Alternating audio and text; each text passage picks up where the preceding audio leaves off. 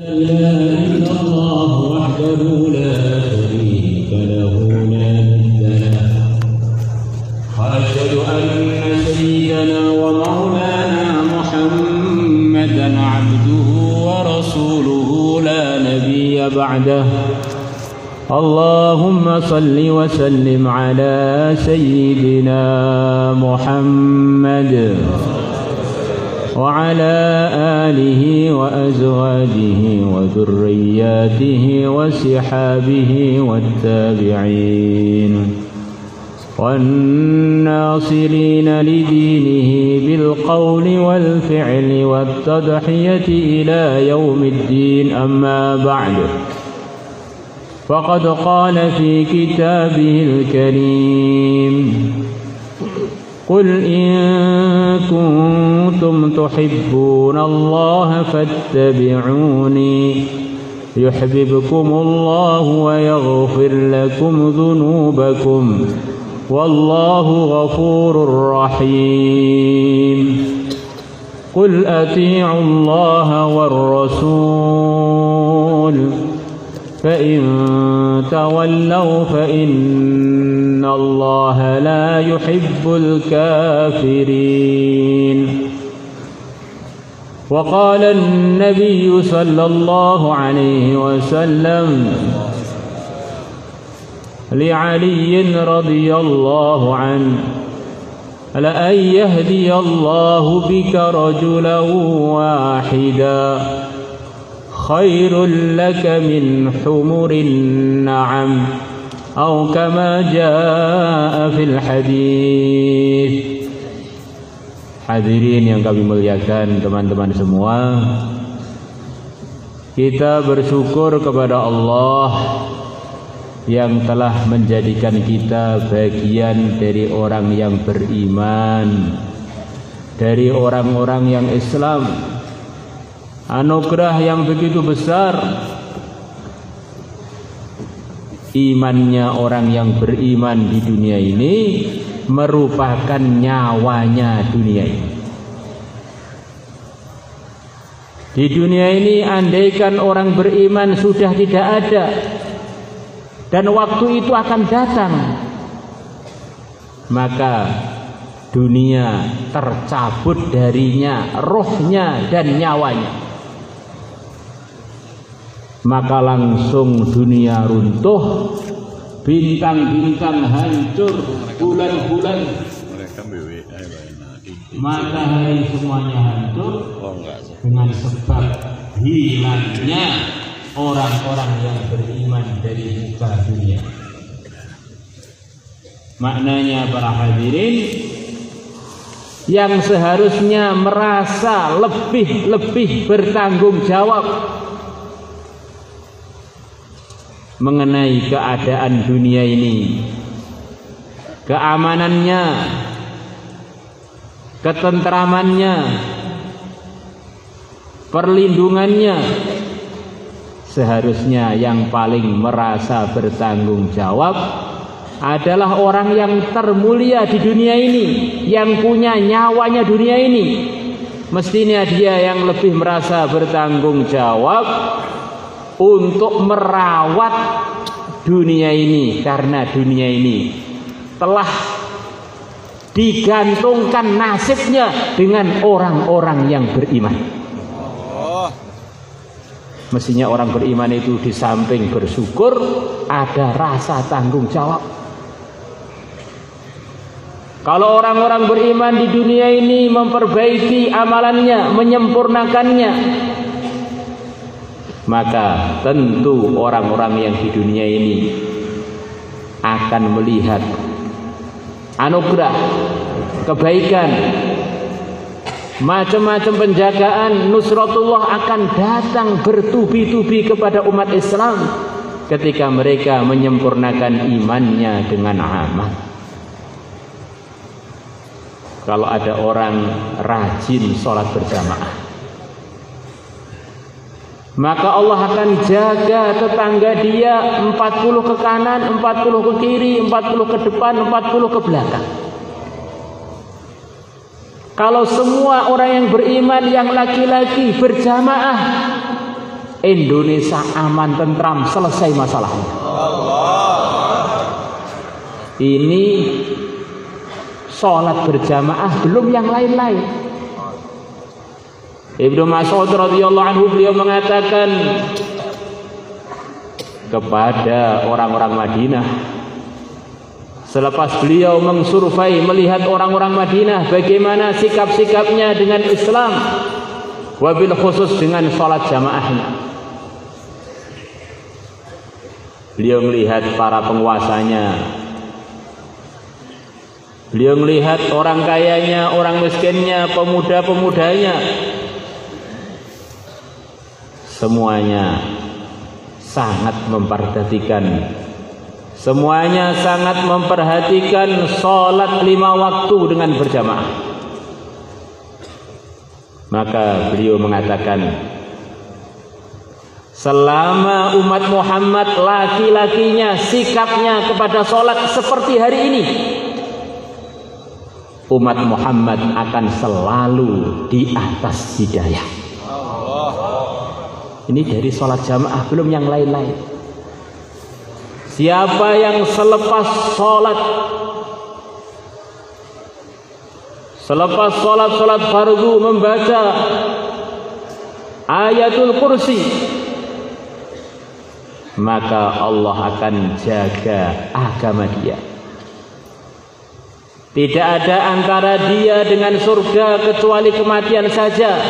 Maknanya husnul khatimah, bidadari yang nan cantik telah menunggu dia. Allah akan jaga harta dia, akan jaga keturunan dia, akan jaga tetangga-tetangga dia. Kalau seluruh umat Islam membaca ayat kursi setiap lepas sholat, Masya Allah, apa yang terjadi? Kemakmuran, ketentraman, kerukunan terjaga, akhiratnya sekaligus terjaga dunia. Hadirin yang kami muliakan, kalau orang itu datang ke Madinah yang asli, Madinah Al-Munawwarah, bukan Madinah Van Java.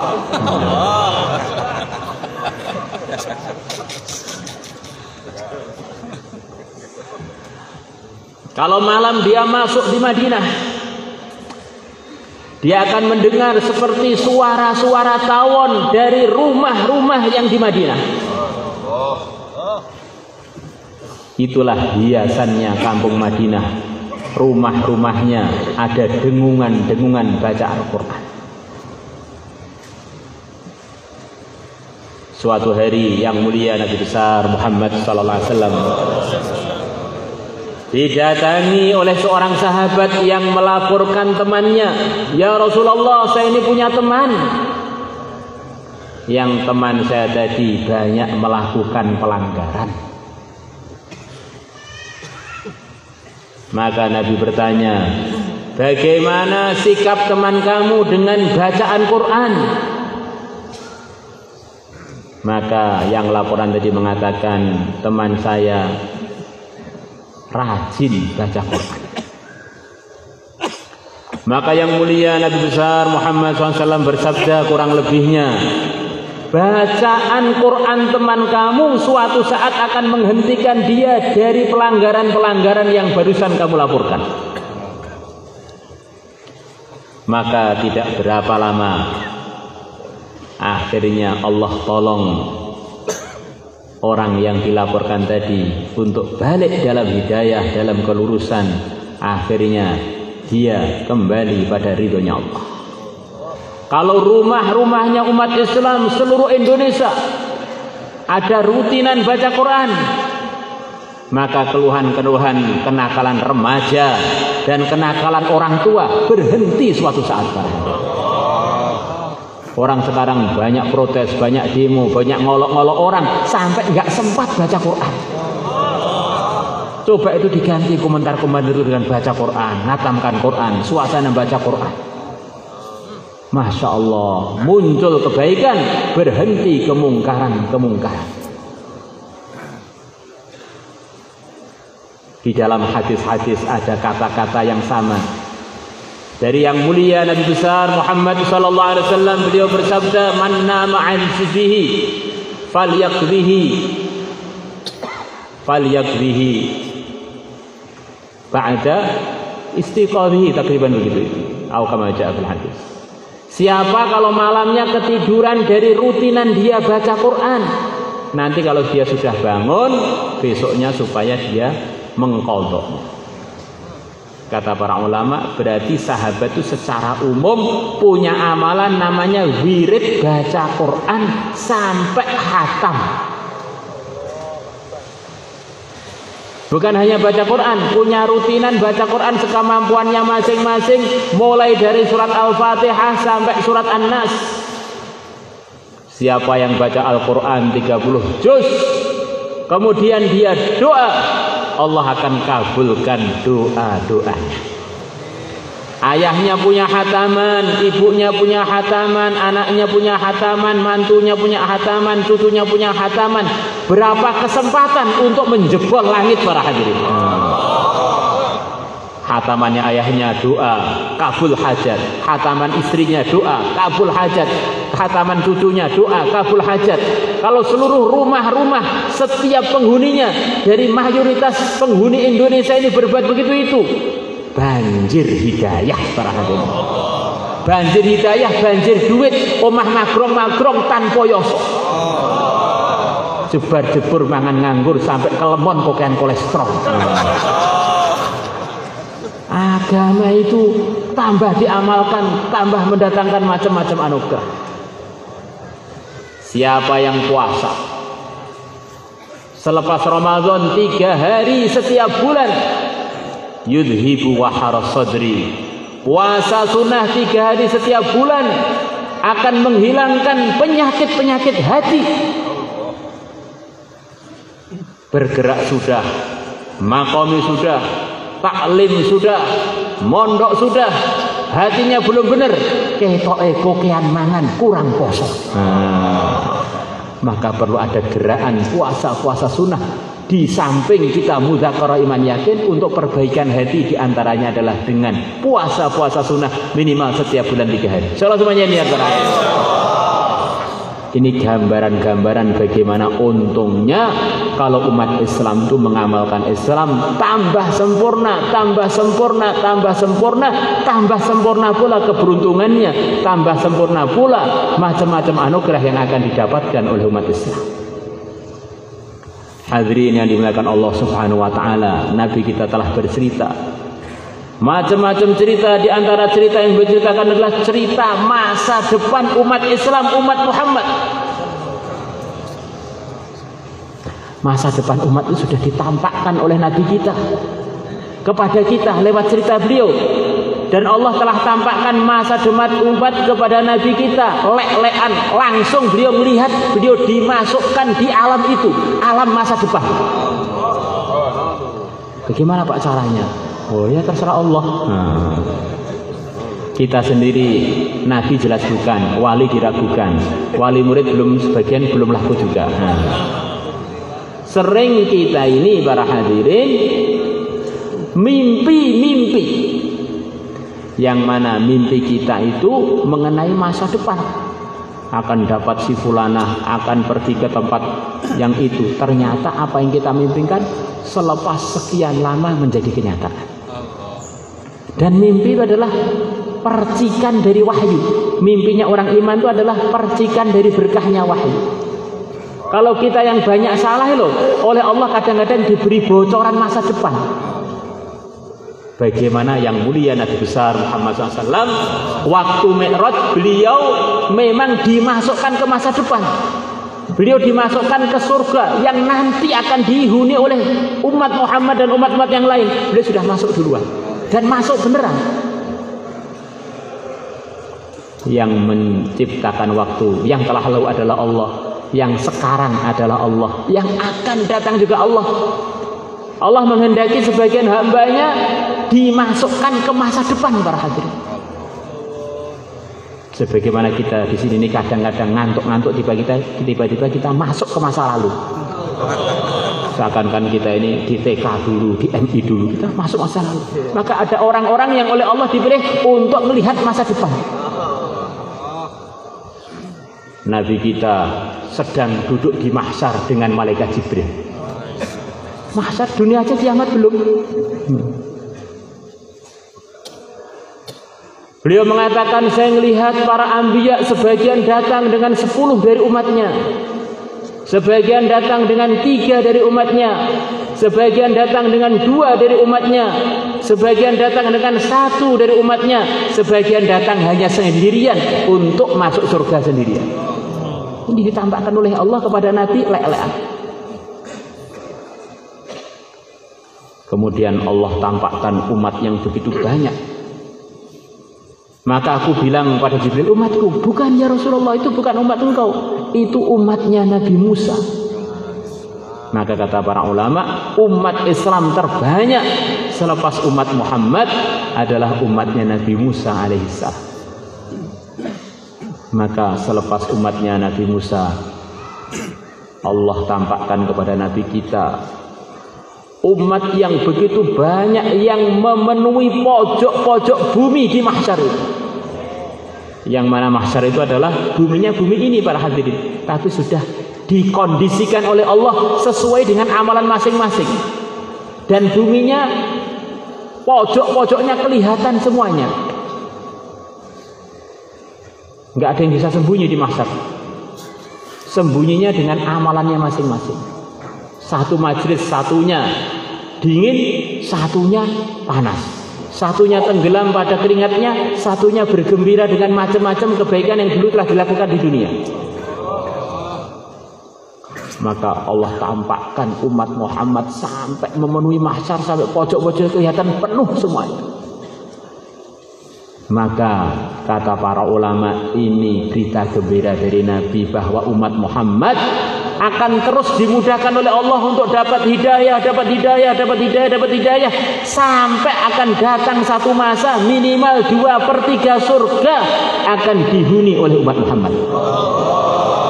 Luar biasa, berarti kita jadi umat Muhammad tuh risau ya risau, tapi ojo nemen-nemen, ojo ngalahi Kanjeng Nabi. Kanjeng Nabi sudah ditampakkan umat ini ke depannya itu prospek agamanya tidak akan bisa dihentikan oleh siapapun. Masa depan urusan agamanya cerah sampai akhirnya seluruh dunia dapat hidayah semuanya tidak terkecuali. Coba kita ini berpikir yang positif, berpikir dengan husnudzon. Kita berpikir dengan husnudzon. Coba kita lihat, kita ini mau pergi haji, ngantrinya berapa puluh tahun. Apakah itu bukan satu bukti bahwa umat Muhammad tambah banyak? Kita umroh di bulan manapun berjubel, ngantri sampai di sana mau ke Raudhah berjubel, masya Allah berjam-jam, bahkan 1 minggu di Madinah kadang-kadang belum bisa masuk Raudhah. Apakah itu bukan satu bukti bahwa umat Muhammad tambah banyak, tambah banyak, tambah banyak? Coba kita dilihat di Indonesia berapa puluh tahun yang lalu dengan sekarang. Berapa banyak orang sekarang, perempuan yang berjilbab, laki-laki yang pakai topi, masjid-masjid yang hidup amalan, soft-soft yang mulai banyak di seluruh Indonesia, bahkan di seluruh dunia. Di mana-mana muncul orang-orang yang dapat hidayah baru para hadirin. Di Eropa, di Inggris minimal satu masjid sholatnya mengulang 2 kali, bahkan ada yang sholatnya sampai mengulang 7 kali saking penuhnya para hadirin. Ini nyata. Maka kita bersyukur kepada Allah menjadi umat Muhammad yang Allah telah mudahkan hidayah untuk umat Muhammad. Insyaallah kita bersyukur para hadirin. Alhamdulillah ala nikmatil imani wal Islam. Segala puji bagi Allah atas nikmat iman dan nikmat Islam.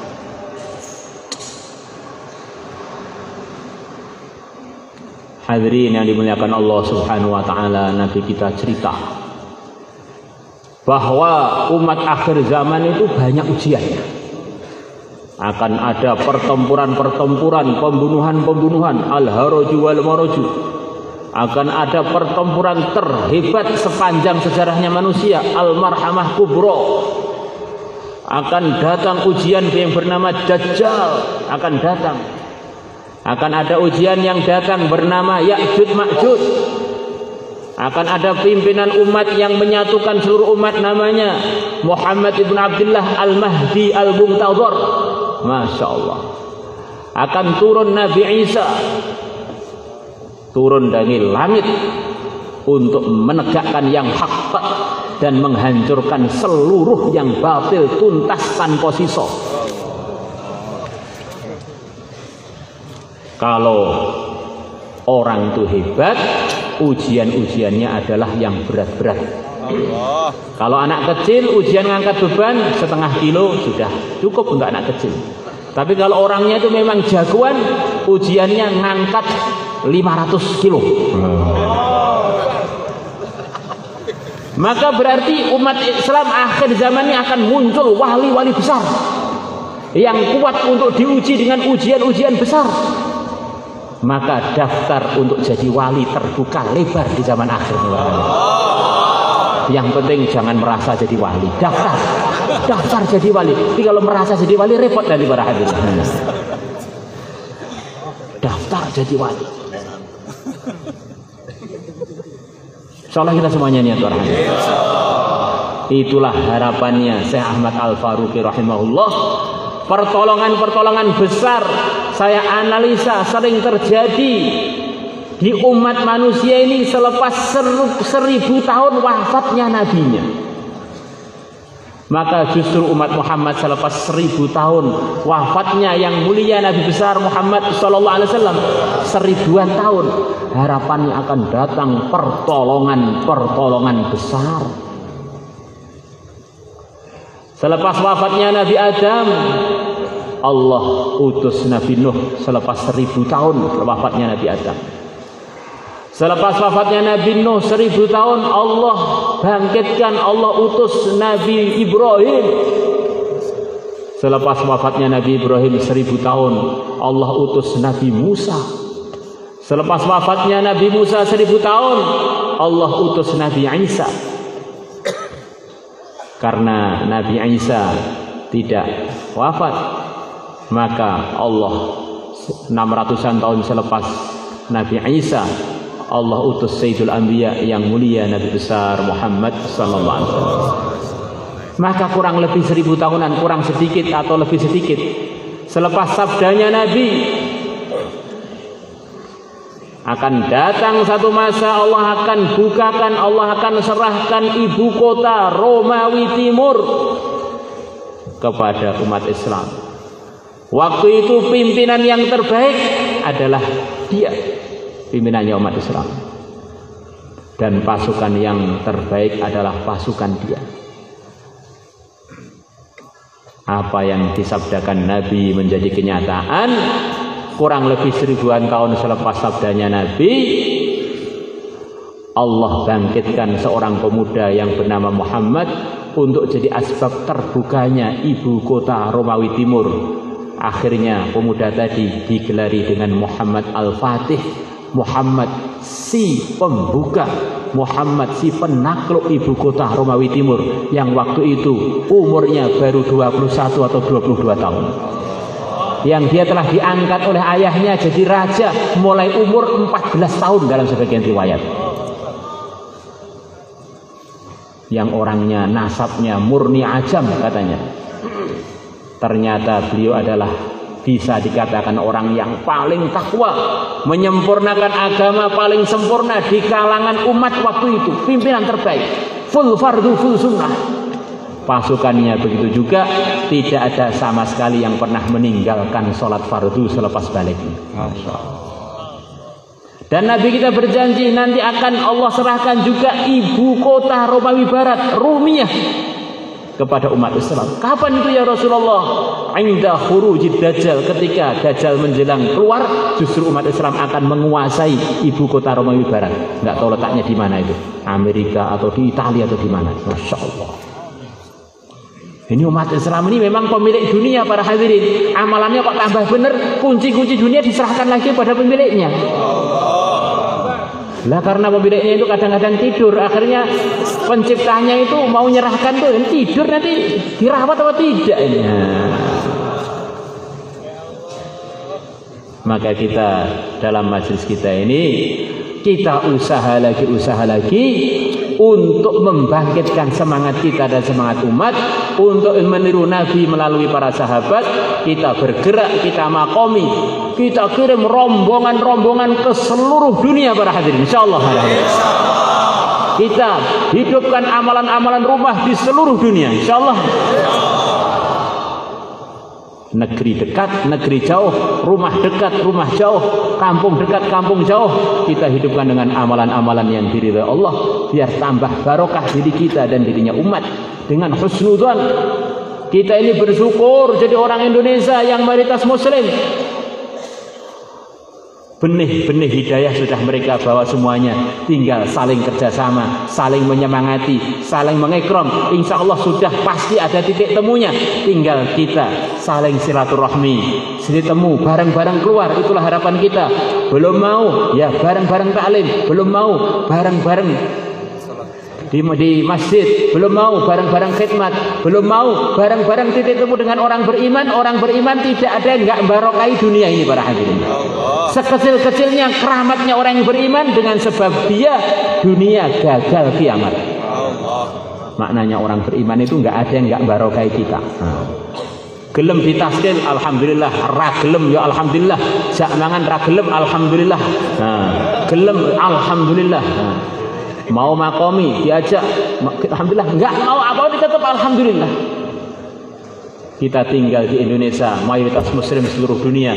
Harapannya nanti kalau kita berangkat menuju surga, nanti rombongan terbesar itu para hadirin, rombongan dari Indonesia.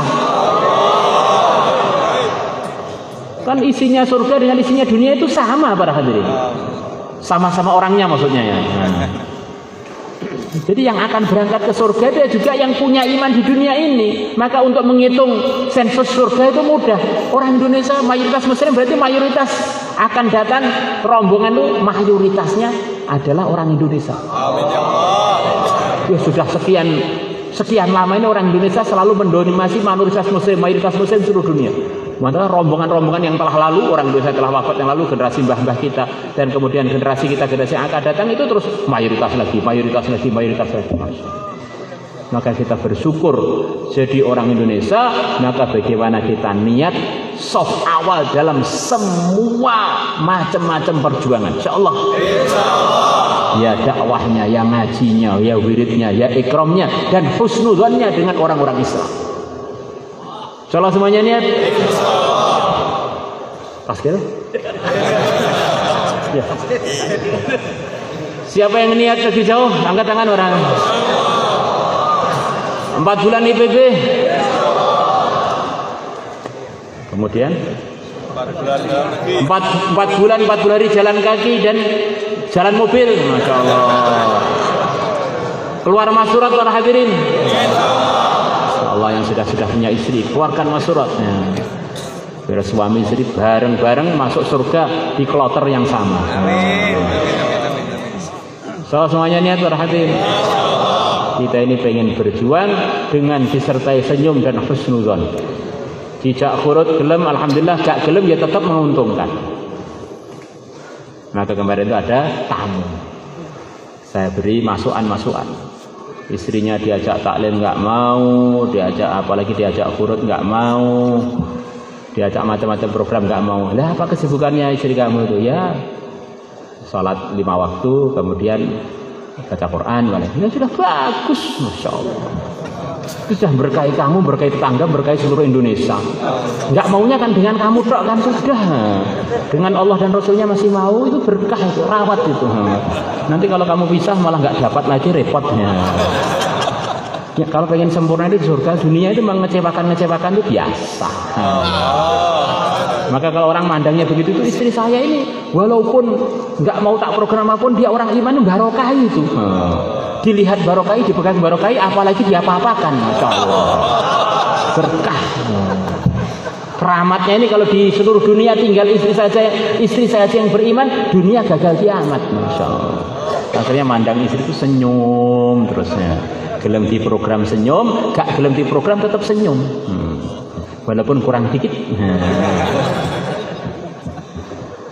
Maka insya Allah teman-teman semua, mulai malam ini insya Allah setiap malam Selasa kita usaha ketemu di sini sesuai dengan yang dimusyawarahkan untuk terus buat program-program. Kemudian nanti akan dimusyawarahkan, digodok kapan kita akan memulai program-program dengan lebih semangat dan lebih aktif lagi, disertai dengan senyum dan husnudzon. Insya Allah semuanya niat. Oh, khidmat. Yang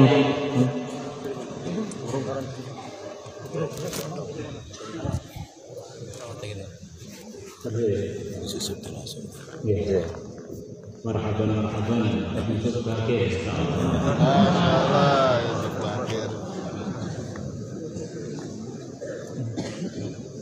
kita doa waktu kita sebelum salat waktu program-program Allahumma shalli ala sayyidina Muhammad wa ala ali sayyidina Muhammad kama shallaita ala sayyidina Ibrahim wa ala ali sayyidina Ibrahim fil alamin innaka Hamidum Majid. Ya Allah, alhamdulillah kami, ya Allah, luruskanlah kami, ya Allah, pilihlah kami menjadi hamba-Mu yang saleh untuk diri kami, untuk keluarga kami, untuk negeri kami, untuk anak cucu kami, dan kesalahan kami untuk umat Islam seluruh dunia. Ya Allah, ya Allah, jadikanlah kami ya Allah asbab kesalahan untuk diri kami dan umat Islam seluruh dunia. Ya Allah, inna ta'ala ala syar'i qadir wa bil ijabati jadir. Ya Allah, kebaikan yang memberikan kepada hamba yang saleh, ya Allah, kepada sesepuh kami yang berada dalam hidayah dan dalam hidayah. Ya Allah, kepada hamba-Hamba-Mu yang Engkau pilih mereka untuk menyebarkan kebaikan. Ya Allah, anugerah berikanlah kepada kami. Ya Allah, kepada keluarga kami. Ya Allah, akhirat dan dunia kami. Ya Allah, teman-teman yang berjuang dengan ya Allah, wabil khusus dua presiden ini. Ya Allah, wabil khusus yang hadir di sini. Ya Allah, berkailah semuanya. Ya Allah, berkailah urusan semuanya. Ya Allah, berkailah tempat ini. Ya Allah, ini sebab datangnya ridho-Mu, menggembirakan yang mulia yang besar Muhammad SAW. Karena hanya umatnya ingin menggembirakan beliau, ingin meneruskan perjuangan beliau, ingin mempraktikkan nasihat-nasihat beliau. Ya Allah, ampunilah segala kekurangan kami. Ya Allah, ampunilah segala kelemahan kami. Ya Allah, ampunilah segala kelemahan kami. Ya Allah, ya Allah, ya Allah, ya Allah, ya Allah, ya Allah. Keburukan yang Kau jauhkan dari hamba-Mu yang saleh. Ya Allah, jauhkanlah dari kami semuanya. Jauhkanlah dari dua belas ini. Ya Allah, jauhkanlah dari semua ahbab. Ya Allah, seluruh Indonesia, seluruh dunia. Ya Allah, dan jauhkanlah dari tempat ini, kampung ini, pesantren ini. Ya Allah, dan dari tempat Islam di mana saja mereka berada. Ini ta'ala ala syar'i qadir wa ijabati jadir. Ya Allah, dengan berkahnya seluruh wali. Ya Allah, dengan berkahnya seluruh kiai. Ya Allah, dengan berkahnya ahlul bait. Ya Allah, dengan berkahnya seluruh nabi, seluruh rasul. Ya Allah, dengan berkahnya yang mulia dan besar Muhammad SAW. Ya Allah, kabulkanlah hajat-hajat kami tadi. Ya Allah, doa-doa kami tadi. Ya Allah, harapan-harapan kami tadi. Ya Allah, murni anugerah dengan bahagia tanpa rintangan.